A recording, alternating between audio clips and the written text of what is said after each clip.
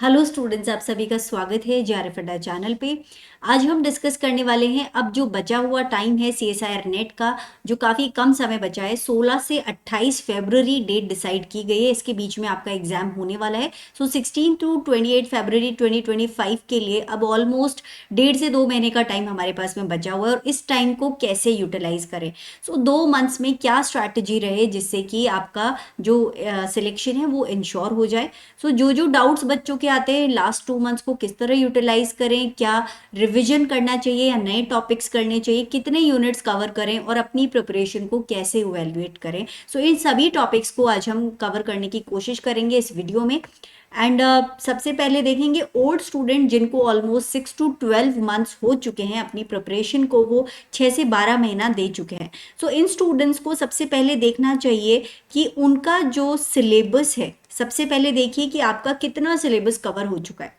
आपको इंश्योर करना है कि 11 से 12 यूनिट मिनिमम, और अगर हो सके तो पूरे 13 यूनिट आप जरूर करके जाएं। बिकॉज अब एग्जाम में ऐसा होने लगा है कि आते हुए भी टॉपिक्स कई इस तरह के क्वेश्चन बना देते हैं उन टॉपिक्स पे कि हमें उसको सॉल्व करने में प्रॉब्लम होती है। इसलिए अच्छा है कि आप ज़्यादा से ज़्यादा क्वेश्चंस को अटेम्प्ट कर सकें, इस तरह का प्रिपरेशन आप करके जाएं।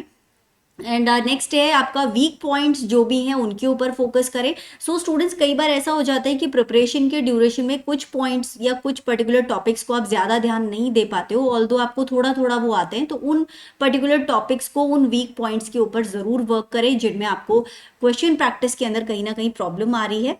नेक्स्ट है टफ टॉपिक जो आपको लगते हैं उनके ऊपर ज़रूर वर्क करें। अगर आपको खुद से नहीं समझ में आ रहा है तो अपने किसी साथ के बच्चे से या अपनी एजुकेटर से समझने की कोशिश करें। तो इस तरह के जो टॉपिक्स हैं उन्हें ज़रूर कवर करें। बिकॉज अगर आपने कुछ यूनिट्स टारगेट किए हैं तो उस यूनिट को कंप्लीट करके जाना बहुत ज़रूरी है to ensure your selection.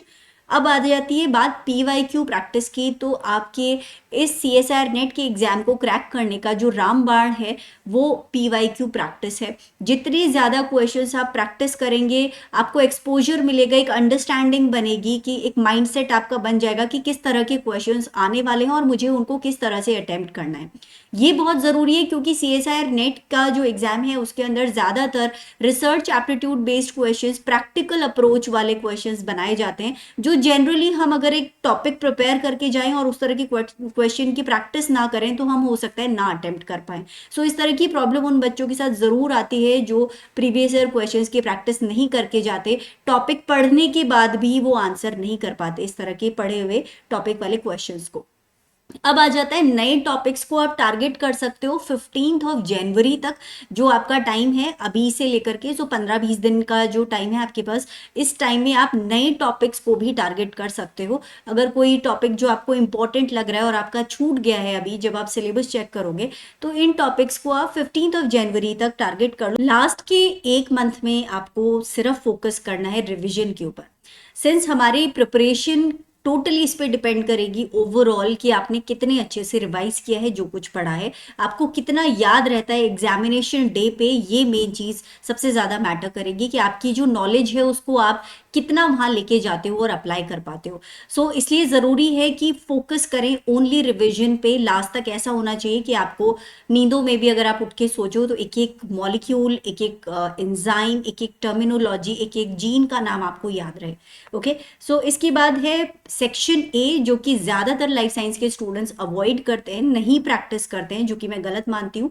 Daily का भी अगर आप थोड़ा सा टाइम अपना सेक्शन ए को दोगे और उसमें अगर आप 20 क्वेश्चन आएंगे, 20 में से 15 करने हैं, अगर आप 5-7 क्वेश्चन भी करके आ जाते हो तो हमारे इस एग्जाम में एक एक दो दो नंबर की भी बहुत वैल्यू है, आपके स्कोर में एड ऑन करेगा, जो आपके सिलेक्शन को पूरी तरह से हेल्प कराएगा।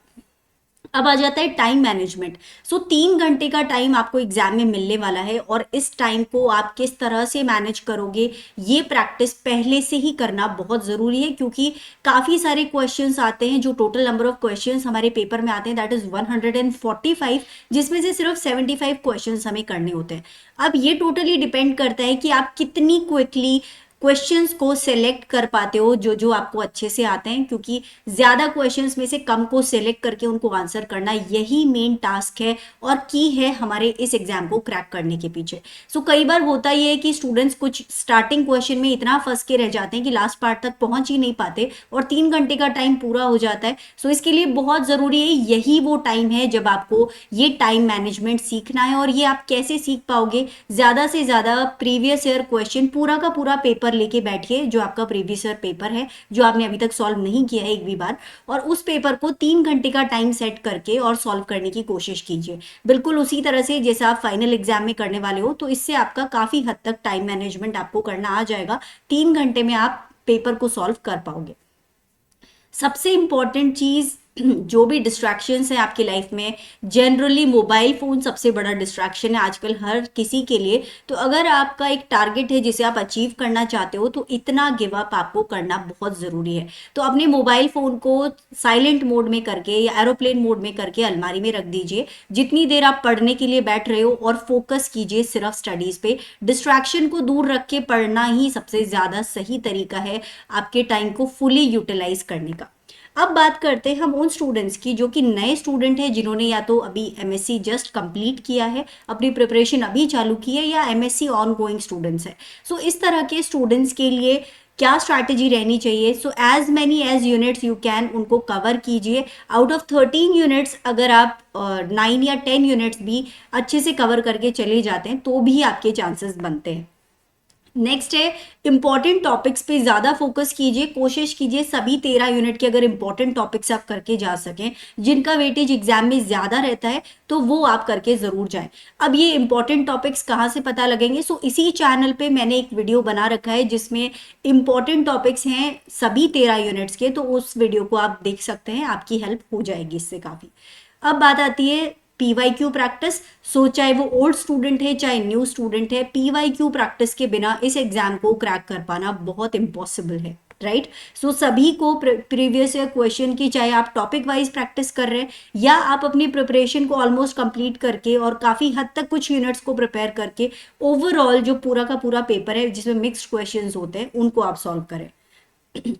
जिन स्टूडेंट्स ने अभी अपनी एमएससी करी है या एमएससी कर रहे हैं और उनके पास बहुत अच्छी नॉलेज है, अच्छी रेफरेंस बुक्स से आपने अपनी एमएससी के टॉपिक्स प्रिपेयर किए हैं, और साथ ही साथ में आपका जो सिलेबस है, जैसे जो ज़्यादातर बायोटेक के स्टूडेंट्स हैं या कुछ बॉटनी के स्टूडेंट्स हैं, उन लोगों का हो सकता है काफ़ी हद तक जो सिलेबस है मैच करता है CSIR नेट के सिलेबस से। तो उस कंडीशन में फिर आपके चांसेस बनते हैं कि 2 महीने में आप CSIR नेट को क्रैक कर सके, अगर ये 2 महीने आप डेडिकेटेडली इसकी अच्छे से प्रिपरेशन कर रहे हैं with prior good knowledge of many of the topics, ठीक है? तो उस कंडीशन में आपके चांसेस फिर बनते हैं, जिन स्टूडेंट्स ने नए नए अभी प्रिपरेशन अपनी स्टार्ट की है, मतलब 1-2 महीने या तो हुए हैं या जो नोटिफिकेशन आया है उसके बाद उन्होंने डिसाइड किया है कि मुझे एग्जाम देना है।